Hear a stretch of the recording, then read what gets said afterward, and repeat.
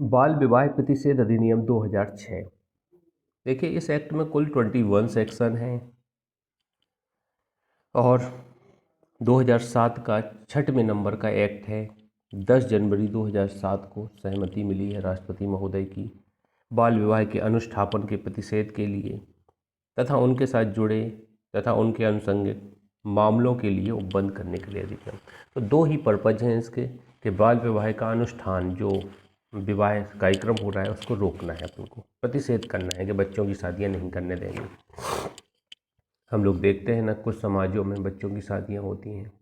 हमारे यहाँ एक दो समाज है, जैसे कुशवाहा समाज है मेरे यहाँ बुंदेलखंड में, पाल समाज है, इन लोगों में शादियां जल्दी हो जाती हैं, मुस्लिमों में भी शादियां जल्दी होती हैं और इनकी कम्युनिटी रहती है पूरे, वो उनका पूरा कल्चर पूरी कम्युनिटी मानती है। मेरे साथ पढ़ने वाले थे, मैं आपको बताऊं, एक लड़का था जमुना, एक का नाम था गोकुल, कुशवाहा थे ये दोनों। जो हम पता है शायद में 5 4 9 6 7 में पढ़ता होगा वो, उसकी शादी हो गई थी। और मेरी शादी कब हुई?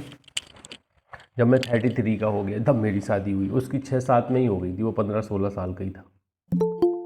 तो इस तरह का देखिए, कुछ कम्युनिटियों में शादी होने का इस तरह है, ऐसी व्यवस्था है। अरुण भाई, अपन पढ़ रहे हैं बाल विवाह प्रतिषेध अधिनियम 2006, ठीक है। तो जल्दी शादियां हो जाती हैं। अब इनका क्या नॉमिनेशन है कि कैसे इन पर कंट्रोल किया जाए। देखिए, हम लोगों ने देखा एक दिन होता है हिंदू रीति रिवाज में, अक्षय तृतीया। अक्षय तृतीया शायद यही दिन है, अभी आगे बात करते हैं। इस दिन बहुत शादियां होती हैं, बाल विवाह खास तौर से। अगर आपको लग रहा है क्या प्रॉब्लम ये है कि मान लीजिए जिस बच्चे की शादी होती है, चलो शादी हो गई, कोई दिक्कत नहीं है,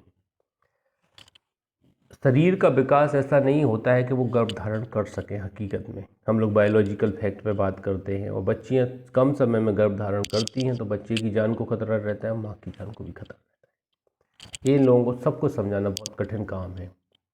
यहाँ बल के द्वारा स्ट्रिक्ट तरीके से अगर इसको फॉलो किया जाए तो बढ़िया है। एक रीज़न ये भी है।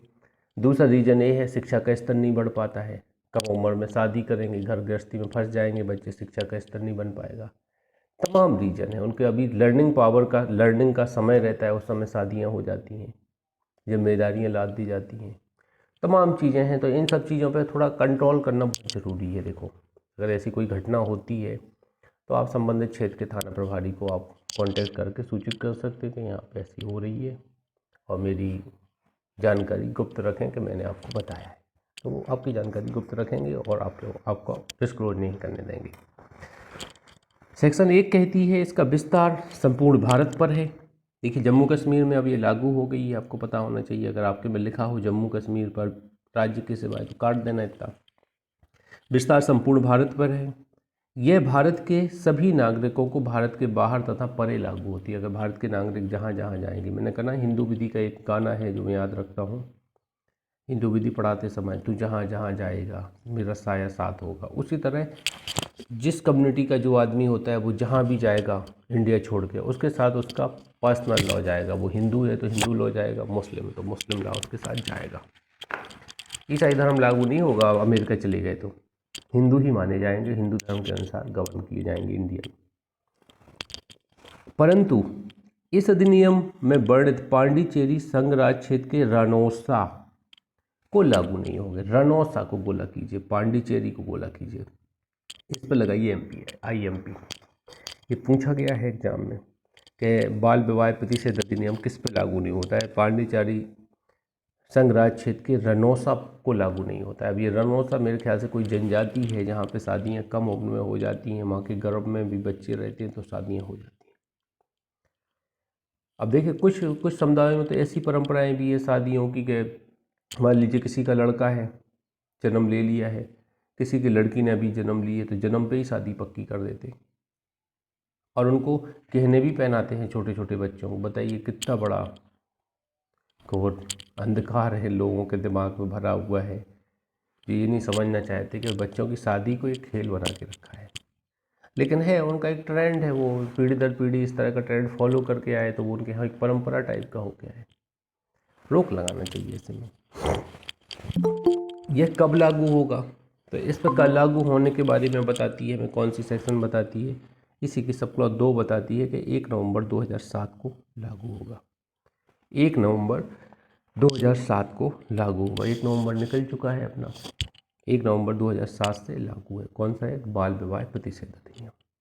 तो ध्यान दीजिएगा नवंबर में कौन सा त्यौहार था। थोड़ा दीपावली पड़ती है, दीपावली के 1-2 दिन पहले लागू हुआ है, 1 नवंबर को लागू हुआ है। ऐसा कुछ कोड दिमाग में बैठा लेना है कि अपन को थोड़ा इस पे पीछे रहे। सेक्शन 2 में 6 परिभाषाएं बताई गई हैं। पहली परिभाषा बताती है बालक से तात्पर्य क्या है। तो देखिए, बालक से विपरीत ऐसे व्यक्ति से है जो यदि पुरुष है तो 21 वर्ष की आयु पूरी कर चुका है, और यदि महिला है तो 18 वर्ष की आयु पूरी कर चुका है। ये 2 कैटेगरियों में अगर पुरुष और महिला आते हैं तो इनको अपन बालक बोल देते हैं। कितना? 21 आयु होना चाहिए पुरुष की, 21 प्लस, और 18 प्लस आयु होना चाहिए महिला की, तो ये बालक बोले जाएंगे। लेकिन यहाँ पे ऐसा नहीं है, नहीं होना चाहिए। बालक की बात कर रहे हैं ना, ये तो मेजर हो जाएंगे, मैं थोड़ा इसको उल्टा बता रहा हूँ। तो यहाँ पे ध्यान देना है, जिनकी आयु 21 से कम है मेल की वो बालक हैं, और जिनकी आयु 18 से कम है फीमेल की वो बालिका हैं या बालक ही हैं, फीमेल बालक हैं। तो इससे कम है तो बालक हैं, इससे ज़्यादा हो जाएगी तो वो मेजर हो जाएंगे। तो ये नेगेटिव सेंस में आप इसको पढ़िए, जिन्होंने 18 वर्ष की आयु पूर्ण नहीं की है, जिन्होंने 21 वर्ष की आयु पूर्ण नहीं की है, फीमेल मेल। 2b, बाल विवाह। बाल विवाह से विपरीत है विवाह जिसके संविदाकारी पक्षकारों में से कोई बालक है। अब देखिए, संविदाकारी पक्षकार, अब एक हिसाब से कॉन्ट्रैक्ट ही तो हो गया है शादी, सेमी कॉन्ट्रैक्ट तो वैसे भी हो गया है अब जब से 1975-76 का अमेंडमेंट हो गई। Baker optional purse mutual consent से डिवोर्स होने लगा है, तो अभी इन्होंने नो फॉल्ट सिद्धांत खत्म कर दिया ना। देखिए, अभी नेट के एग्ज़ाम में एक क्वेश्चन आया था, 1976 के अमेंडमेंट द्वारा कौन से सिद्धांत को ख़त्म किया गया हिंदू विवाह अधिनियम में? नो फॉल्ट सिद्धांत। अब कोई दोष ही नहीं चाहिए एक दूसरे में, बस सिचुएशन ऐसी है कि हम रह नहीं पा रहे हैं साथ में, तो तलाक ले लेते, तो अपनी जगह सेटल हो और अपनी जगह सेटल होते। तो विवाह जिसके संविदाकारी पक्षकारों में से कोई बालक है वो बाल विवाह कहलाता है। संविदाकारी पक्षकार क्या कहलाते हैं, ये देखिए 2c, विवाह के संबंध में पक्षकारों में से कोई जिसका विवाह हुआ है या उनके द्वारा अनुष्ठापित किया जाना है से विपरीत है। विवाह हो चुका है या होने वाला है, ऐसी स्थिति रखने वाले व्यक्ति, जैसे पहले से एक कॉन्टैक्ट हो गया है कि शादी करना है, तब पैसा दहेज देंगे, तमाम चीज़ें एक निर्धारित चीज़ें हो चुकी हैं सारी, तो इसको अपन संविदाकारी पक्षकार बोलते हैं, जिनके बीच में विवाह हो चुका है या होने वाला है। 2d, बाल विवाह प्रतिषेध अधिकारी। धारा 16 की उपधारा 1 के तहत नियुक्त धारा 16 की उपधारा 1 के तहत नियुक्त बाल विवाह प्रतिषेध अधिकारी को सम्मिलित करता है। तो 16(1) के तहत नियुक्त बाल विवाह प्रतिषेध अधिकारी, तो ये कौन होता है इसमें? 16(1) में अपन देखेंगे बाल विवाह प्रतिषेध अधिकारी, इसको child marriage prohibition act CMPO बोलते हैं। जिला न्यायालय 2E में जिला न्यायालय में 4 कोर्ट बताए गए हैं यहाँ पे। कौन कौन से? तो यहाँ पे समझते हैं अपन। पहला है किसी क्षेत्र में जिसके लिए कुटुंब न्यायालय अधिनियम 1984 की धारा 3 के तहत पारिवारिक न्यायालय स्थापित किया गया है, ऐसा पारिवारिक न्यायालय। ये कहते हैं फैमिली कोर्ट, अगर फैमिली कोर्ट आपके ज़िले में है तो वो यहाँ पे जिला न्यायालय माना जाएगा, फैमिली कोर्ट, पहली चीज़। दूसरा, किसी क्षेत्र में जिसके लिए वहाँ पारिवारिक न्यायालय नहीं है परंतु सिटी सिविल न्यायालय अस्तित्व में है, वह न्यायालय, तो ये कह रहे पारिवारिक न्यायालय नहीं है तो सिटी सिविल न्यायालय है, तो सिटी सिविल न्यायालय माना जाएगा, ठीक है। तथा तीसरा, किसी अन्य क्षेत्र में मूल अधिकारता का मुख्य सिविल न्यायालय या किसी अन्य सिविल न्यायालय को सम्मिलित करता है, जो राज्य सरकार शासकीय राजपत्र में इस अधिनियम में मामलों का व्यवहार के संबंध में अधिकारता रखने के बाबत अधिसूचित विनिर्दिष्ट करें। तो राज्य का मुख्य सिविल न्यायालय भी हो सकता है और सिविल न्यायालय भी इसके अंतर्गत हो सकता है, ये भी आप थोड़ा यहाँ पे ध्यान दीजिएगा। चलिए, ये 4 कोर्ट आते हैं यहाँ पे, थोड़ा एक बार इस पर नज़र दौड़ाइएगा। Family court, city civil court, principal civil court और एनी अदर सिविल कोर्ट, ठीक है। इंग्लिश में बिल्कुल क्लियरफाई है, तो इंग्लिश में आप गोले कर लें चारों। फैमिली कोर्ट गोला कर लें, सिटी सिविल कोर्ट गोला कर लें, प्रिंसिपल सिविल कोर्ट गोला कर लें, और चौथा एनी अदर सिविल कोर्ट, ठीक है। ये 4 न्यायालय यहाँ पे आते हैं जिला न्यायालय। तो कुल मिला के जिला न्यायालय की जो पावर रखते हैं वो जिला न्यायालय है। 2F minor. अब माइनर क्या होता है? व्यक्ति जो वैधता अधिनियम 1875 के प्रावधानों के तहत उसने बालिगता प्राप्त नहीं की है। देखिए माइनर यहाँ पे देखिए विवाह करने के लिए आयु अलग है और माइनर के लिए आयु अलग है। आप इन दोनों को एक कंबाइन रूप में मत मानिएगा कि दोनों चीज़ें कंबाइन रूप में हैं, कि मान लो आप कई लोग एक्स्ट्रा दिमाग लगा देते ना, वो नहीं लगाना यहाँ पे। हम लोगों ने देखा बालक, हम बालक इसलिए बोल रहे हैं कि हमें शादी करना है, ठीक है, अपने बच्चे की शादी करना है। तो कब शादी करें? तो अगर मेल बालक है तो 21 प्लस आयु होना चाहिए और फीमेल बालक है तो 18 प्लस आयु होना चाहिए। इससे कम है तो, इससे अगर बिलो है तो बालक है, इससे बिलो है 21 से बिलो है, 18 से बिलो है मेल फीमेल तो बालक है। लेकिन नाबालिग क्या होगा? अब यहाँ पर नाबालिग की बात थोड़ी अलग है, यहाँ पे इन्होंने स्पेसिफाई नहीं किया है, लेकिन जो 18 वर्ष से कम है वो नाबालिग माना जाएगा, ये ध्यान दीजिएगा। तो यही इसमें लिखा हुआ है, वैधता अधिनियम 1875 के प्रावधानों के तहत उसने बालिगता प्राप्त। तो 1875 का ये बोलता है जिसकी आयु 18 वर्ष से कम है वो क्या है? नाबालिग है। आगे बढ़ते हैं। अब देखिए हम लोगों ने कॉन्टैक्ट किया, मान लीजिए दो लोग हैं, दो लोगों ने शादी की व्यवस्था की कि अब छोटे से बच्चे हैं, मान लीजिए किसी का 8 साल का बच्चा है, किसी का 9 साल का बच्चा है, दोनों की शादी कराना चाहते हैं। तो वर और वधू पक्ष के लोग एक कांटेक्ट करते हैं, हाँ भैया हम आपकी लड़की से शादी करना चाहते हैं अपने बच्चे की और इतना पैसा देंगे दहेज में, या इतना पैसा लेंगे दहेज में। कांटेक्ट कर लिया हमने। विवाह, बाल विवाह, सेक्शन 3 कहती है बाल विवाह संविदाकारी पक्षकार के विकल्प पर बालक होने के नाते शून्य करनीय होगा। बालक होने के नाते शून्य करनीय होगा। भैया शून्यकरण क्यों कर रहे हैं, शून्य क्यों नहीं कर रहे हैं, ये हमारे दिमाग में आना चाहिए। शून्य करनी क्यों कर रहे हैं? शून्य भी तो कर सकते हैं ना, शून्य कर दो, बर्थडे बेनिसियो कर दो, शून्य करनी क्यों कर रहे हैं? अब शून्य करनी क्या होता है? अब कॉन्टेक्ट में अपन जाते हैं, शून्य करनी को क्या होता है? जैसे शून्य करनी करार क्या कहलाता है? मुझे लगता है एक पक्षकार है जिसको हानि हुई है, या एक पक्षकार के विकल्प पर क्या होता है वो प्रवर्त कराया जा सकता है और डिनाई भी कराया जा सकता है। दोनों पावर है। उसको लग रहा है नहीं नहीं अब गलती होगी तो होगी, लेकिन अब चल ले दो। उसको लग रहा है नहीं नहीं बहुत बड़ी गलती हुई है, शून्य करो इसको। तो दोनों पावर है उसके पास में जो पीड़ित पक्षकार है।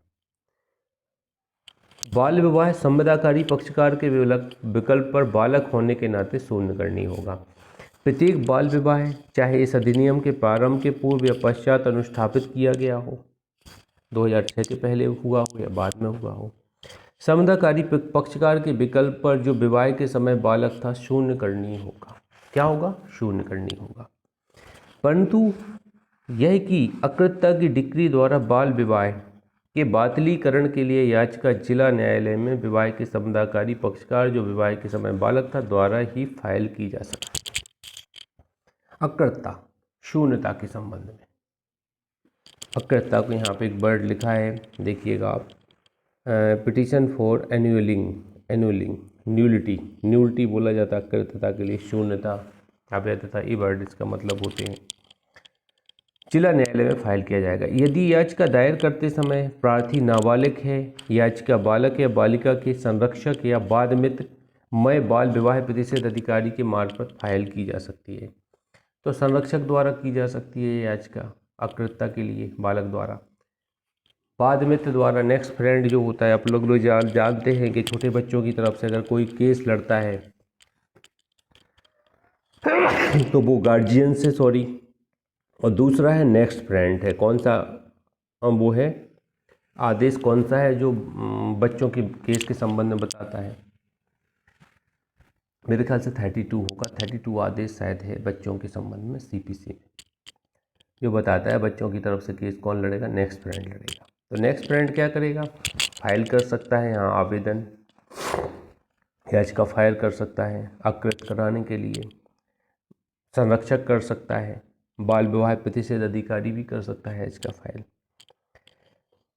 तीसरा, इस अधिनियम के तहत याचिका किसी समय फाइल की जा सकती है, परंतु याचिका दायर करने वाला बालक बालिगता प्राप्त करने के 2 वर्ष पूर्ण करता है कि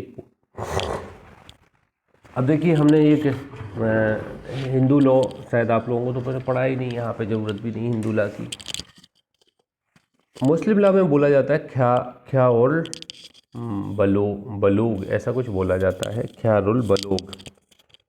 और यहाँ बोला जाता है बैक्सता का विकल्प। हिंदू विधि में बैक्सता का विकल्प, दोनों नियमों में ये कानून लागू है।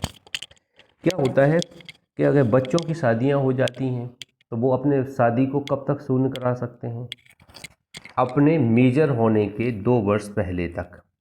2 वर्ष पहले तक, ये यहाँ लिखा है कि बालिगता से 2 वर्ष तक यह याचिका फाइल कर सकते हैं। इस अधिनियम के तहत याचिका किसी समय फाइल की जा सकती है, परंतु याचिका दायर करने वाला बालक बालिगता प्राप्त करने के 2 वर्ष पूर्ण करता है। ये पूर्ण बालिगता से 2 वर्ष तक मतलब 18 प्लस के हुए हैं, तो 18 में 2 और जोड़ दो तो 18-20 साल तक कोई भी व्यक्ति क्या कर सकता है, ये याचिका दायर कर सकता है कि हमारा विवाह शून्य किया जाए, हमारा बचपन का विवाह है शून्य किया जाए। तो ये आप थोड़ा यहाँ पे ध्यान दीजिएगा, बालिगता से 2 वर्ष पूर्ण करता है तो वो याचिका को शून्य करा सकता है। इसको ऑप्शन ऑफ प्रॉपर्टी बोला जाता है, बैक्सता का विकल्प बोला जाता है, ख्यारुल बलूग बोला जाता है, ऐसा कुछ नाम है इसका उर्दू में। तो ये थोड़ा ध्यान दीजिएगा इसको आप। इस धारा के तहत अकृतता की डिक्री मंजूर करते हुए जिला न्यायालय विवाह के दोनों पक्षकारों को तथा उनके माता पिता या उनके संरक्षकों को, अन्य पक्षकार बालक या बालकों के माता पिता या संरक्षक को जैसी स्थिति हो, दूसरी तरफ से उनके द्वारा विवाह के अवसर पर प्राप्त धन, मूल्यवान गहने तथा अन्य भेंटें या ऐसे मूल्यवान गहने अन्य भेंटें या धन के समान राशि वापस करने के निर्देशित करते हुए आदेशित कर सकेगा। अब विवाह शून्य करवा दिया गया है तो जो भी दहेज दिया गया है वो वापस कराया जाएगा। वही बात यहाँ लिखी हुई है सब क्लॉज 4 में कि दहेज वापस करो, या जितना सम निकलती है, जितनी राशि निकलती है कि इतना खर्च किया गया है विवाह में, वो सारे पैसे वापस करो। तो ये वापस कोर्ट करा सकता है, आप यहाँ पर ध्यान दीजिएगा। परंतु यह कि इस धारा के तहत आदेश पारित नहीं किया जाएगा जब तक कि संबंधित पक्षकार के जिला न्यायालय के समक्ष उपस्थित होने तथा कारण बताए कि क्यों नहीं ऐसा आदेश पारित कर दिया जाए का नोटिस नहीं दे दिया गया है। तो भाई जब तक ऐसा नोटिस, शो काज नोटिस नहीं दे दिया जाता कि भैया क्यों ऐसा ना किया जाए, बताओ, जो आपने बाल विवाह किया है और जो हम आदेश कर रहे हैं कि भैया पूरा पैसा लौटाया जाओ, तो कारण बताओ क्यों ना ऐसा किया जाए। कई बार ऐसा होता है कि चलो आपने पूरा खर्च कर दिया लड़की वालों ने, लड़के वालों ने बहुत सारे गहने बनवा दिए, तो पता चला 1.5 गुने गहने हैं जितना खर्चा है लड़की का। तो ऐसा लगता है कि ये अनफेयर है। तो यहाँ पे आप जवाब दावा देने का भी आपको अर्थ है कि आप यहाँ पे अपना आर्गूमेंट दीजिए कि क्यों ना आदेश किया जाए पैसे दिलाने का या अकृतता के संबंध में आदेश किया जाए। तो आप बेहतर जवाब दे सकते तो दे सकते हैं। चौथा, सेक्शन 4 बाल विवाह कि महिला संविदाकारी पक्षकार के भरण पोषण तथा निवास के लिए प्रावधान। देखो यहाँ मेंटेनेंस की बात की गई, महिला पक्षकार के लिए जो पत्नी है, उसकी जो माइनर पत्नी है, बच्ची है, उसकी शादी हो गई है, तो उसको मेंटेनेंस दिलाए जाने की बात भी ये एक्ट करता है। धारा 3 के तहत डिक्री प्रदान करते हुए जिला न्यायालय बाल विवाह के पुरुष संविदाकारी पक्षकार को तथा ऐसे विवाह के पुरुष संविदाकारी पक्षकार के नाबालिग होने की स्थिति में उसके माता पिता या संरक्षक को, विवाह के महिला संविदाकारी पक्षकार को जब तक उसका पुनः विवाह ना हो भरण पोषण के लिए भुगतान का अंतरिम या अंतिम आदेश भी दे सकता है। अब ये आपने शादी कर ली, छोटे बच्चे आप हो, छोटी बच्ची वो है, मतलब दोनों में से कोई एक पक्षकार माइनर होना चाहिए। वैसे बाल विवाह के लिए दोनों हैं तो भी माइनर विवाह ही माना जाएगा। तो क्या हुआ, अब यहाँ पे छोड़ छुट्टी टाइप का हो गया है, तो जब तक उसकी दूसरी शादी नहीं हो जाती तब तक उसको आप मेंटेनेंस देंगे। तो ये तो हिंदू लॉ भी कहता है, नियम वही लागू करेंगे अपन की पत्नी ने डिवोर्स ले लिया तो क्या होगा, छोड़ छुट्टी हो गई तो क्या होगा, मेंटेनेंस तो देना ही पड़ेगा। कब तक, जब तक वो दूसरी शादी नहीं कर लेती। तो ये यहाँ पे लिखा हुआ, कोई बड़ी बात नहीं लिखी है। भरण पोषण की भुगतान योग्य मात्रा जिला न्यायालय द्वारा बालक की आवश्यकता, ऐसे बालक द्वारा विवाह के समय जीवन स्तर तथा भुगतान करने वाले पक्षकार की आय के साधनों को ध्यान में रखते हुए निर्धारित की जाएगी। तो यहाँ पे आय देखी जाएगी, मतलब जो लड़का है, लड़के के पेरेंट्स की आय देखी जाएगी कि उनकी आय कितनी है, तो उन्हीं लेवल का यहाँ पे मेंटेनेंस चलाया जाएगा। तीसरा, भरण पोषण की राशि माहवार या एक मुश्त भुगतान करने को निर्देशित दिया जा सकता है, एक मुश्त भी दिया जा सकता है, माहवार भी दिया जा सकता है, मंथली देते रहो। चौथा, धारा 3 के तहत याचिका प्रस्तुत करने वाला पक्षकार महिला क्षमताकारी पक्षकार हो, जिला न्यायालय उसके पुनः विवाह नहीं हो जब तक निवास का उचित आदेश भी दे सकता है। अब जब तक पुनः शादी नहीं होती है उसकी, तो निवास की व्यवस्था भी वो कर सकता है कि तुम्हें कहाँ रहना है वो भी देखेगा। तो ये जिला न्यायालय आदेशित करेगा। बच्ची है तो बच्ची को क्या करेंगे अपन, मोस्टली उनके पेरेंट्स को ही सौंपेंगे हकीकत में। अब जैसे ससुराल में अब शादी जैसा रहना नहीं है उसको, तो वहाँ नहीं रहने देंगे उसको कहाँ सुपुर्द करेंगे, माँ बाप के पास छोड़ेंगे। तो मोस्टली व्यवहारिकता के आधार पे हैं, जितनी चीज़ें एप्लीकेबिलिटी होंगी, जितनी कोर्ट में डिमांड की जाएगी वो चीज़ें दी जाएंगी। यहाँ पे पूरी प्रोसीजर वही है 124, 125, 126 की जो अपन पढ़ते हैं CRPC। 5th क्लॉज, बाल विवाह के बच्चे का इस भरण पोषण और अभिरक्षा। जहाँ बाल विवाह से बच्चे उत्पन्न हुए हैं, जिला न्यायालय ऐसे बालक की अभिरक्षा के लिए समुचित आदेश करेगा। इस धारा के तहत बच्चे की अभिरक्षा के लिए आदेश करते हुए जिला न्यायालय द्वारा बच्चे का कल्याण तथा सर्वोत्तम हित को सर्वश्रेष्ठ महत्व देगा। यहाँ पर 2 चीज़ें पे नंबर डाल दीजिएगा, पहला बच्चे के कल्याण को और नंबर 2 सर्वोत्तम हित। 2 चीज़ों को यहाँ पर महत्व देगा जिला न्यायालय कोई भी निर्णय देते समय, आदेश देते समय। बच्चे की अभिरक्षा के लिए आदेश में अन्य पक्षकार के बच्चे का पहुँच का ऐसे समुचित निर्देश भी सम्मिलित हो सकते हैं जैसा तरीका बच्चे का सर्वोत्तम हित हो, तथा ऐसे अन्य आदेश जिला न्यायालय बच्चे के हित में समझे दे सकता है। चौथा, जिला न्यायालय बच्चे को भरण पोषण प्रदान करने के लिए समुचित आदेश भी विवाह के पक्षकार या माता पिता या संरक्षकों को दे सकता है, और अन्य कोई आदेश उसको लग रहा है तो वो भी दे सकता है। सेक्शन 6, बाल विवाहों के उत्पन्न बच्चों की औरसता। अब देखो, लीगलिटी तो बच्चे लीगली होंगे, सेक्शन 112 एविडेंस कहती है। अब बाल विवाह से बच्चे हुए हैं, मैंने कहा ना ये प्रॉब्लम सबसे बड़ी है, इनका शारीरिक विकास पूरी तरह से नहीं होता है, बच्चे जन्म देने की क्षमता नहीं होती है इनमें, तो ज़्यादातर बच्चियों की डेथ होती है, ऐसे समय बच्चों की मृत्यु होती है। बाल विवाह ये भी बहुत बड़ा वो है, इसका ज़्यादातर नहीं करना चाहिए। अगर ऐसी कोई शादी कर दी गई तो गौना नहीं करना चाहिए। अगर कोई समाज में करते हैं इतना तो कर ही सकते समाज वाले कि भाई अगर बाल विवाह कर भी दिया है तो गौना मोना या विदाई करते हैं बच्चियों को, तो विदाई तभी करें जब वो मेजर हो जाएं, दोनों बस काबिल हो जाएं कि अब जी अपना खर्चा चला सकते, साथ में रहने लायक हो गए हैं। बच्चों का ना करें। तो बच्चों की औरसता किसी बात के होते हुए बाल विवाह धारा 3 के तहत अकृतता डिक्री द्वारा अकृत किया जा सकता है। डिक्री होने से पूर्व ऐसे विवाह से उत्पन्न या प्राप्त प्रत्येक बच्चा, चाहे इस अधिनियम के प्रारंभ से या पूर्व या पश्चात उत्पन्न हुआ हो, सभी उद्देश्यों के लिए बच्चा वारिस माना जाएगा। तो पिता की प्रॉपर्टी में हकदार होगा ऐसा बच्चा जन्म देते ही, चाहे विवाह शून्य हो उससे कोई फर्क नहीं पड़ता। बच्चे तो हमेशा लीगल होते हैं, विवाह अवैध भी हो तो भी बच्चे लीगल होते हैं, आपको बता दो। सेक्शन 7, धारा 4 या धारा 5 के तहत जारी आदेशों को परिवर्तित करने की जिला न्यायालय की शक्ति। जिला न्यायालय धारा 4 या 5 के तहत दिए गए किन्हीं आदेश या यदि याचिका लंबित रहने के दौरान किसी समय किन्हीं परिस्थितियों में परिवर्तित होता है, या जहां यहाँ तक कि याचिका के अंतिम निस्तारण तक का विस्तार परिवर्तित या प्रतिसरण करने की शक्ति रखेगा। तो ये अपने आदेश में कभी भी परिवर्तन कर सकते हैं। जिला न्यायालय को लग रहा है तो इनके आदेशों में परिवर्तन, एल्टर 127 पढ़ते अपन, 127 में एल्टर करते हैं, वहाँ पे CRPC में यहाँ भी एल्टर करने का पावर है। परिस्थितियाँ बदल गई तो एल्टर कर देंगे और आदेशों को। सेक्शन 8, न्यायालय जिसको याचिका की जानी चाहिए धाराएं 3, 4, 5 के तहत अनुतोष प्राप्त करने के उद्देश्य के लिए जिला न्यायालय की अधिकारता सम्मिलित होगी। जिला न्यायालय की अधिकारता सम्मिलित होगी उस स्थान पर, पहला जहाँ प्रतिवादी या बच्चा रहा हो, जहाँ विवाह अनुष्ठापित हुआ हो, जहाँ पक्षकार अंतिम बार साथ साथ रहे हों, या प्रार्थी याचिका प्रस्तुतिकरण के दिनों में रहता है। अब बच्चा और बच्ची की शादी होगी तो काज ऑफ एक्शन कहाँ मानी जाएगी कि कहाँ हम केस कर पाएंगे। तो जहाँ पे शादी की गई है जिस जगह पे, ठीक है, जिस जगह पे पति रहता है, जिस जगह पे पत्नी रहता है, या अब वर्तमान जगह में किसी अन्य जगह पत्नी रह रही है, तो जहाँ भी हैं ये लोग वहाँ याचिका दायर कर देंगे, जैसा 126 CRPC बोलता है, वैसे यहाँ पे बताया गया है। आगे बढ़ते हैं। बालक के विवाह करने वाले पुरुष वयस्क के लिए दंड।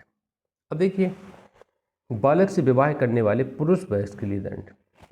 अब देखिए, मैं बताऊं, एक मेरे रिलेशन में है, तो उनकी पहली पत्नी की डेथ हो जाती है। किसके दौरान हो जाती है डेथ? प्रेगनेंसी के दौरान। तो मुझे थोड़ा बड़ा ही अटपटा लगता है कि आदमी, एक उन्होंने, उनकी उम्र होगी मान लीजिए 35-40 साल के लगभग होगी, उन्होंने कितने से 16-17 साल की लड़की से शादी की है। ऐसा क्यों? थोड़ा मैच्योर लड़की से शादी करो। अगर तुम्हें दूसरी शादी भी करना है तो एक समझदार से करो। बिल्कुल छोटी बच्ची से, आधी उम्र से भी कम उम्र की लड़की से शादी कर ली। ऐसे अपवाद अपन को देखने को मिलते हैं यहाँ पे। तो रोक लगाना चाहिए। ज़्यादातर पुरुष प्रधान भ्रांतियाँ हैं, महिलाओं की आयु कम होती है, पुरुषों की ज़्यादा होती है, इस तरह की शादी होती है। हम लोगों ने कुछ विकल्प तो ऐसे देखे हैं, जैसे मदर इंडिया टाइप की पिक्चरें आती हैं, देखे हैं। मुनीम जी रहते थे, लाला रहते थे, वो शादी करते थे 15-15, 16 साल की लड़कियों से शादी करते हो। मुनीम जी की आयु है 65 साल।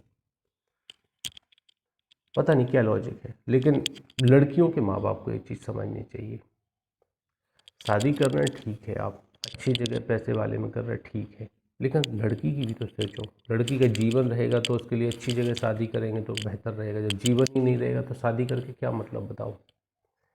मेजर हो जाए उसके बाद शादी करो, भली 2 साल बाद शादी हो, चल दे दो, लेकिन ऐसा नहीं करो।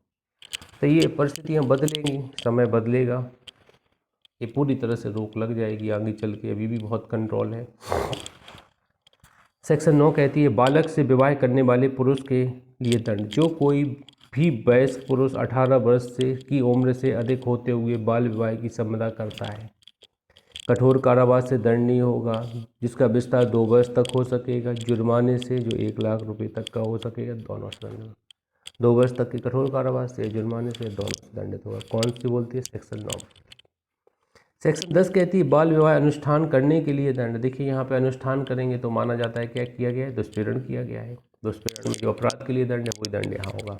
तो जो कोई भी किसी बाल विवाह को पूर्ण करता है, निर्देशित करता है या दुष्पीड़ित करता है, कठोर कारावास से दंडनीय होगा, जिसका विस्तार 2 वर्ष तक का हो सकेगा, जुर्माने से हो सकेगा, जिसका विस्तार 1 लाख तक हो सकेगा, जब तक कि वह यह सिद्ध नहीं कर देता है कि उसे विश्वास था कि वह बाल विवाह नहीं था। पंडित जी को धर दबोचेंगे यहाँ पे। कई बार परिवार के सदस्यों की सहमति से विवाह होता है तो उन्हें भी दुष्पीड़न के तौर पर दृष्टांत देखते हैं, एग्जाम में आते हैं इस तरह के दृष्टांत कि विवाह क्या होगा, शून्य होगा कि नहीं होगा। तो ज़्यादातर अपन किस में लगाते हैं? कॉन्ट्रैक्ट विधि का लॉ लगा के अपन क्वेश्चन लगाते हैं। यहाँ भी लिखा हुआ है। तो दंड इसमें सब जगह एक जैसा ही है। 2 वर्ष का कठोर कारावास, 1 लाख जुर्माना, या दोनों 2 वर्ष का कठोर कारावास। इसमें क्या है? और 1 लाख का जुर्माना है। 2 वर्ष का कठोर कारावास और 1 लाख का जुर्माना है अनुष्ठान कराने के लिए। सेक्शन 11, बाल विवाह का उन्नयन करने या अनुष्ठान की अनुमति देने के लिए दंड। अवन्नयन करने, तो जो कोई भी जहाँ एक बालक बाल विवाह की संविदा करता हो, किसी व्यक्ति के प्रभार में रहने वाला बच्चा, जिस चाहे माता पिता या संरक्षक के नाते या किसी अन्य व्यक्ति या किसी अन्य क्षमता में विधिपूर्ण या अविधिपूर्ण संगठन या व्यक्तियों के संघ के किसी सदस्य को जो विवाह के उन्नयन करने के कार्य करता है या उसे अनुष्ठापित होने की अनुज्ञा देता है या इसे अनुष्ठापित होने की अपेक्षापूर्ण असफल रहता है, को सम्मिलित करते हुए बाल विवाह में उपस्थित या भाग लेने वालों को सम्मिलित करते हुए कठोर कारावास से दंडनीय होगा, जिसका विस्तार 2 वर्ष तक या जुर्माने से 1 लाख तक का हो सकेगा। परंतु महिला कारावास से दंडनीय नहीं होगी। देखिए यहाँ पे जो लोग भी उन्नयन या अनुष्ठान करने की अनुमति देते हैं, माता पिता लड़के लड़कियों की, वो जानते हैं माइनर है, सबको धर दबोच लेते हैं। सिर्फ महिलाओं को कस्टडी में नहीं लेते, पुरुषों को पकड़ ले जाते हैं। कठोर कारावास 2 वर्ष तक और 1 लाख से जुर्माने से दंडित होंगे। 10 के समान ही दंड है यहाँ पे, ध्यान दीजिएगा। महिला को कारावास से दंडनीय नहीं करेंगे, IMP लगा लीजिएगा इसको, परंतु कोट अंडरलाइन करके। सब क्लॉज 2, इस धारा के उद्देश्य के लिए यह उपधारित किया जाएगा कि जब तक नहीं या जब तक विपरीत सिद्ध नहीं किया जाता कि जहां नाबालिग विवाह की संविदा कर चुका है, ऐसे नाबालिग बच्चे का प्रभार रखने वाला व्यक्ति विवाह के अनुष्ठापित होने से रोकने में उपेक्षापूर्ण असफल रहा है। तो यहाँ पर अवधारणा की जाएगी कि जानबूझ के आपने ऐसा विवाह कराया है, जब तक आप साबित नहीं कर देते कि नहीं मुझे जानकारी नहीं। कई बार क्या होता है, आप बच्चे अब लोग, कुछ जगह का एनवायरनमेंट ऐसा होता है, लड़के लड़कियां ज़्यादा उम्र से ज़्यादा दिखाई देते हैं। जैसे स्किन पे डेवलप करता है, फैट पे डेवलप करता है। कई लोग हेल्दी टाइप के हैं तो उनकी एज कम रहती है लेकिन दिखते ज़्यादा हैं, ये लगता है ये डबल एज के हैं। अनुमान नहीं लगा पाता कोई। अपन को तो भाई किसी की शादी, अपन को तो खाने से मतलब है, सीधी बात। शादी में जैसे किसी किसी ने काट दिया अपन को शादी में, तो अपन लोग थोड़ी जाते हैं कि ये तुम्हारी शादी हो रही है, ये होना वो होना चाहिए। जब बहुत खास रिश्तेदार हैं तो ये अपन लोग दिलचस्पी लेते हैं, वरना तो अपन तो गए, खाना खाया, आशीर्वाद दिया और निकल दिए। अगले देखते हैं 12। कुछ परिस्थितियों में नाबालिग बच्चे का विवाह का शून्य होना। जहाँ बच्चा नाबालिग होते हुए विधिपूर्ण संरक्षता में ले जाया या बहला कर ले जाया जाता है। अब देखिए यहाँ पे विपहरण किया गया है, बच्चे का विपहरण करके ले जाया गया है। बहला फुसला के कैसे ले जा रहा है, विपहरण वाला केस आया है। दूसरा कहता है बल द्वारा विवश या अन्य जगह जाने का प्रवंचना द्वारा तरीके से ले जाया गया है, अपहरण किया गया है। बल द्वारा अगर बच्चे को ले गए, बहला फुसला के चॉकलेट खिला के ले गए तो किडनैपिंग हो गई, और बंदूक की नोक पे, चाकू की नोक पे ले गए तो ये अपहरण हो गया। तो विपहरण अपहरण की बात हो रही है। तीसरा, विवाह करने को मजबूर करना। यदि नाबालिग विवाहित है उसके पश्चात नाबालिग बेचा जाना या खरीद फरोख्त करना या अनैतिक उद्देश्यों के लिए उपयोग करना, ऐसा विवाह अकृत्य शून्य होगा। तो भैया जहाँ पे रीजन पता चलते हैं कि अपहरण करके लाया गया है बच्चा, किडनैप एब्डक्शन करके लाया गया है, या इसका उद्देश्य ही कुछ और है, अनैतिक व्यापार में धकेलने का उद्देश्य, ये भी बहुत ज़्यादा होता है। कई लोग, जैसे एक दिन में एक सीरियल देख रहा था, वो लोग क्या करते हैं, गांव में जाते हैं तो शादी की बात कर लेते हैं, कोई छोटा कर्मचारी बता देते हैं, अपने आप को अच्छे से रहता है, गांव में यहीं पास में जॉब करता है, शो कर देता है, शादी कर लेता है, और शादी करके वो चला जाता है दिल्ली। बोला दिल्ली में घर है हमारा, और दिल्ली लड़के वाली कर देते हैं कि लड़का कमा रहा है, कर दो, बढ़िया है। वो जाके दिल्ली में उस लड़की को बेच आता है, फिर अगली जगह दूसरी जगह टारगेट करता है, दूसरे गाँव पहुँच जाता है, किसी अन्य देश, वहाँ फिर वो यही करता है, शादी कर करके बच्चियों को बेचता है। बहुत गोरखा धंधा है भाई यहाँ पे, बहुत गोरखा। जैसे मैंने आपको कहा था ना, एक पिक्चर है शिवाय, शायद देखी हो आप लोगों ने। वो उस बच्ची की तस्करी करते, मानव अंग बेचते हैं, ऐसा कुछ बताया गया, बड़ा ही डेंजरस तरीके से बताया गया। चलिए आगे देखते हैं, सेक्शन 13 में आ जाते हैं। बाल विवाह प्रतिषेध का अभ्यादेश जारी करने की न्यायालयिक शक्ति। अभ्यादेश हम लोग जानते हैं अस्थायी अभ्यादेश होता है, कुछ करने या कुछ नहीं करने का आदेश होता है अभ्यादेश के अंतर्गत। इस अधिनियम में अन्यथा किसी बात में वर्णित होते हुए यदि बाल विवाह प्रतिषेध अधिकारी के प्रार्थना पत्र पर या परिवादी के मार्फत या अन्यथा किसी व्यक्ति से सूचना प्राप्त पर प्रथम श्रेणी न्यायिक मजिस्ट्रेट या महानगर मजिस्ट्रेट संतुष्ट है कि इस अधिनियम में बाल विवाह व्यवस्थित किया जा चुका है, अनुस्थापित किया जाने वाला हो, ऐसा मजिस्ट्रेट संगठन के सदस्य या व्यक्तियों का संघ को सम्मिलित करते हुए किसी व्यक्ति के विरुद्ध ऐसे विवाह को प्रतिषेध करते हुए अध्यादेश जारी करेगा। तो यहाँ पे इंजंक्शन जारी कर सकता है। उपधारा 1 के तहत बाल विवाहों या बाल विवाह के अनुष्ठापन के होने की संभावना से संबंधित परिवाद किसी व्यक्ति द्वारा व्यक्तिगत जानकारी रखते हुए विश्वास के आधार पर गैर सरकारी संगठन व्यक्तियों की जानकारी रखते हुए किया जा सकता है। अब देखिए, ब्यादेश हमें बाल विवाह रुकवाना है तो हम किससे आदेश करवा सकते हैं, तो परिवाद करना पड़ेगा अपन को। परिवाद कौन करेगा, या तो परिवादी करेगा या बाल विवाह प्रतिषेध अधिकारी करेगा। किसको करेगा, जेएमएफसी को करेगा या मेट्रोपॉलिटन मजिस्ट्रेट को करेगा। और वो क्या करेंगे, रोक देंगे, आदेश जारी कर देंगे, जाओ ये आदेश दिखा देना, रोक देना, कोई शादी नहीं होना चाहिए। कोई एनजीओ भी कर सकता है, ऐसा व्यक्ति भी परिवाद कर सकता है जिसे जानकारी है, तो इनके द्वारा भी परिवाद किया जा सकता है, एनजीओ भी यहाँ पे करता है। तीसरा, न्यायिक मजिस्ट्रेट प्रथम श्रेणी या महानगर मजिस्ट्रेट भी किसी विश्वसनीय रिपोर्ट या सूचना के आधार पर स्वप्रेरणा से प्रसंज्ञान ले सकता है। इन्हें अगर थोड़ी बहुत जानकारी चलती तो अपने विवेक के आधार पर भी ये रोक देते हैं। ये अच्छे काम है भी, अगर इस तरह का मौका मिले, आप जज के तौर पर बैठ जाए तो जरूर अपने विवेक के आधार पर निर्णय लें, आपके ऐसी शादियाँ ना होने दें।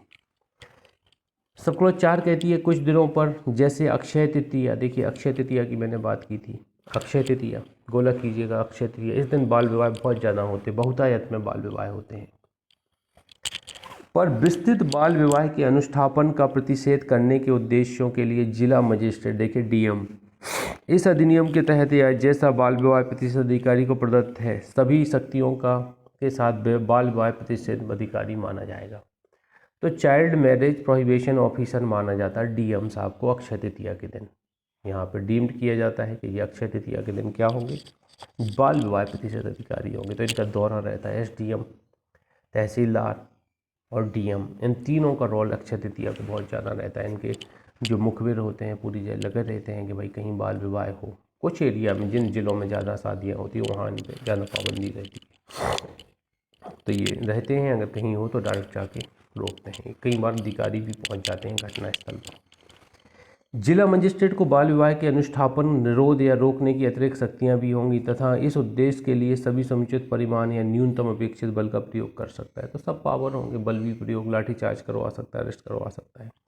छठवां, उपधारा 1 के तहत किसी संगठन के किसी व्यक्ति या सदस्य या व्यक्तियों के संघ के विरुद्ध व्यादेश जारी नहीं किया जाएगा जब तक कि न्यायालय ने ऐसे व्यक्ति, संगठन, सदस्य या व्यक्तियों का संघ जैसा स्थितियों को नोटिस नहीं दे दिया हो या उसे उनके विरुद्ध व्यादेश जारी करने का कारण बतलाने का अवसर नहीं दिया जाए। तो यहाँ पे किसी संघ के विरुद्ध या संगठन के विरुद्ध नहीं किया जाए जब तक ऐसा रीजन न शो कर दिया गया। परंतु यह कि आपात स्थिति में न्यायालय को इस धारा के तहत नोटिस दिए बिना अस्थायी निषेधाज्ञा पारित करने का अधिकार होगा। तो टेम्परेरी इंजंक्शन तो पारित वो कर ही सकता है न्यायालय, ये चीज़ ध्यान दीजिएगा। यहाँ क्लॉज नंबर 7, 8, 9 छोड़ दीजिएगा बिल्कुल। क्लॉज नंबर 10 देखिए कैसे, इनसे कोई ओटी नहीं बनेगा, लेंदी प्रोसीजर है। 10 नंबर पे आईएमपी लगा देगा। जो कोई जानते हुए कि उसके विरुद्ध उपधारा 1 के विरुद्ध व्यादेश जारी हो चुका है, ऐसे व्यादेश की अवज्ञा करता है, कारावास से दंडनीय होगा जो 2 वर्ष तक का हो सकता है, या जुर्माने से जिसका विस्तार 1 लाख रुपए तक का हो सकता है, या दोनों से दंडनीय होगा। 2 वर्ष, 1 लाख या दोनों से दंडनीय होगा, ये आप ध्यान दीजिएगा। अगर व्यादेश की अवज्ञा करता है, कोई रोक लगाई गई है, शादी नहीं होगी, फिर भी शादी कर रहे हैं आप, तो 2 वर्ष के लिए आप अंदर जाएंगे और 1 लाख रुपए का जुर्माना या 1 लाख का जुर्माना लगेगा, या दोनों से दंडित किए जाएंगे। महिला को कारावास से दंडनीय नहीं किया जाएगा, महिला को प्रोटेक्ट किया गया है, कारावास से दंडनीय नहीं किया जाएगा। सेक्शन 14 में आ जाइए, व्यादेश आदेशों के उल्लंघन में बाल विवाह का शून्य होना। अब यहाँ पे देखिए धारा 13 के तहत जारी व्यादेश आदेश चाहे अंतरिम या अंतिम हो कि उल्लंघन में अनुष्ठापित कोई बाल विवाह प्रारंभ से ही शून्य होगा, मतलब प्राइमरी स्टेज से ही शून्य माना जाएगा बाल विवाह, ये आपको यहाँ पे समझना है। 15, अपराधों का संज्ञेय अजमानती होना। इस अधिनियम के अधीन दंडनीय अपराध क्या होगा? संज्ञेय होगा, अजमानती होगा, बस इतना यहाँ लिखा है सीआरपीसी में किसी बात के होते हुए। सेक्शन 16, बाल विवाह प्रतिषेध अधिकारी। तो यहाँ पर राज्य सरकार, शासकीय राजपत्र में अधिसूचना द्वारा राज्य सरकार गोला कर लेना, संपूर्ण राज्य के लिए अंडरलाइन कर लेना, उसके किसी भाग के लिए अंडरलाइन कर लेना, अधिसूचना निर्दिष्ट करे अधिकारी या अधिकारीगण बाल विवाह प्रतिषेध अधिकारी के रूप में नियुक्त करेगी। तो बाल विवाह प्रतिषेध अधिकारी कौन नियुक्त करता है? राज्य सरकार। सब क्लॉज 2 छोड़ देना, इसकी सब क्लॉज 3 इंपोर्टेंट डाल देना। देखो सब क्लॉज 16(1) में नियुक्ति है और 16(3) में क्या है? ड्यूटी बताई गई है। क्या बताई गई है? Duty of child marriage prohibition officer. बाल विवाह प्रतिषेध अधिकारी के कर्तव्य किस धारा में बताए गए हैं? पूछा जाता है 16(3) में, और नियुक्ति 16(1) में बताई गई। तो कर्तव्य इसके क्या होंगे देखते हैं। 16(3) में बाल विवाह के अनुष्ठापन रोकने की ऐसी कार्रवाई करना जैसा वह उचित समझे। बाल विवाह रोकना है अपन को, ये काम है मेन। दूसरा, इस अधिनियम के प्रावधानों का उल्लंघन करने वाले व्यक्तियों के प्रभावी अभियोजन के लिए साक्ष्य इकट्ठी करना, मतलब कलेक्शन करना एविडेंस। दूसरा। तीसरा, आमतौर से स्थानीय निवासियों को बाल विवाह अकृत्यता को उन्नयन, सहायता, बढ़ावा या स्वीकृति को नहीं देने को या तो व्यक्तिगत मामलों में सलाह या परामर्श देना। चौथा, बाल विवाहों के परिणाम स्वरूप बुराई के संबंध में जागरूकता लाना। 5वां, बाल विवाहों के मुद्दे या समाज की संवेदनशील करना, मुद्दे बताना कि ये ऐसी शादी नहीं होना चाहिए। F, ऐसे शाब्दिक वितरण या सांख्यिकीय उपलब्ध कराना, मतलब डाटा इकट्ठे करना, कितनी शादियाँ हुई हैं, कितनी रोक लगाई है, ऐसे अन्य कार्य जो सौंपे जाए।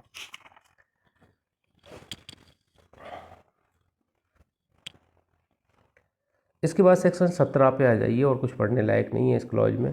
बाल विवाह प्रतिषेध अधिकारियों का लोक सेवक होना। धारा 21 आईपीसी के तहत लोक सेवक समझा जाएगा। क्यों समझा जाएगा? अगर ये कोई काम करेंगे, मान लीजिए अरेस्ट करने आया, आपने इनके ऊपर हाथ उठा दिया, तो लोक सेवक के विरुद्ध बल प्रयोग हो जाएगा, तो आप अंदर हो जाएंगे। इनको कार्य करने में आसानी होती है, इसलिए लोक सेवक बना देते हैं कि लोक सेवक समझे जाएंगे, तो लोक सेवक को सारे पावर होंगे, एक आम व्यक्ति लोक सेवा के कार्यों की विरोध नहीं कर सकता, उसे अपने काम करने देगा। बहुत सारे पावर मिल जाते हैं लोक सेवा कहने के। 18 सद्भावना में की गई कार्रवाई से संरक्षण। तो बाल विवाह प्रतिषेध अधिकारी के विरुद्ध कोई वाद, अभियोजन या अन्य विधिक कार्रवाई नहीं की गई। तो प्रोटेक्ट सद्भावना में किसको किया गया है? बाल विवाह प्रतिषेध अधिकारी को। राज्य सरकार की नियम बनाने की शक्ति 19 में दी गई है। नियमों को विधानमंडल के समक्ष यथाशीघ्र रखा जाएगा बनाए जाने के पश्चात। 19(2) कहती है। सन 1955 का अधिनियम संख्या 25 का संशोधन। हिंदू विवाह अधिनियम 1955 की धारा 18A में। अब देखिए 18A में क्या है? 18A के निम्न खंड, 18A के खंड नंबर 3, धारा 5 के खंड 3 में विनिर्दिष्ट शर्त के उल्लंघन में स्थिति में कठोर कारावास जिसका विस्तार 2 वर्ष तक, जुर्माना 1 लाख तक दोनों हो सकता है।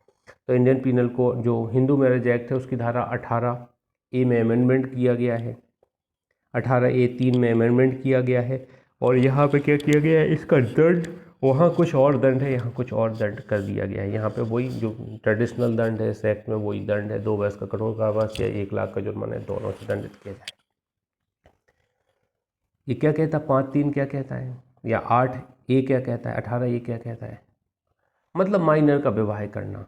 अगर 2 में से कोई पक्षकार एक माइनर है, उनकी शादी आप कराते हैं, तो यहाँ पे 2 वर्ष के कठोर कारावास से या 1 लाख के जुर्माने से दोनों से दंडित किए जाएंगे। हिंदू विवाह 21 बोलती है निरसन या व्यावृत्ति। बाल विवाह प्रतिषेध, बाल विवाह अवरोध अधिनियम 1929 को निरसित किया जाता है।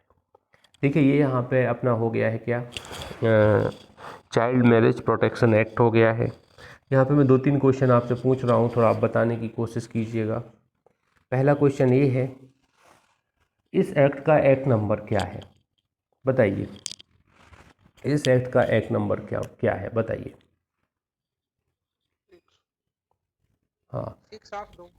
हाँ 2007 जरूर बताइएगा, वरना गलत हो सकता है आपका। 6 ऑफ 2007। दूसरा, बालक में मेल और फीमेल की आयु बताइए बालक होने के लिए। मेल और फीमेल की आयु बताइए बालक होने के लिए। कितनी उम्र से कम वाला फीमेल बालक माना जाएगा, कितनी उम्र से कम आयु वाला मेल बालक? नहीं, गलत आंसर है। और कोई बताइए।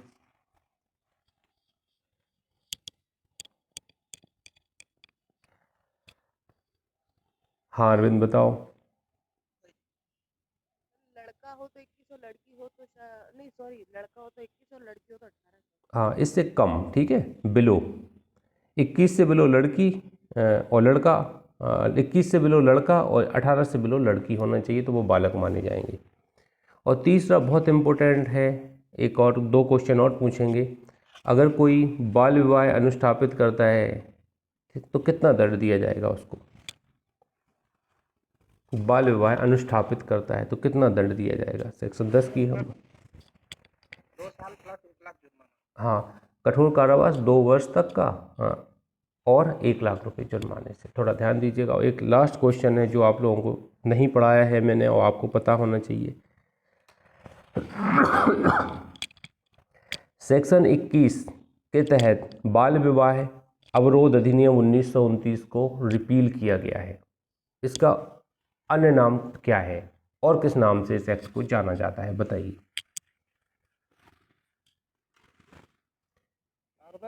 हाँ बिल्कुल सही हारून भाई, ध्यान दीजिएगा। इस पर OT आया है पिछले वर्षों में ADPO में। इसको शारदा अधिनियम के नाम से जाना जाता है।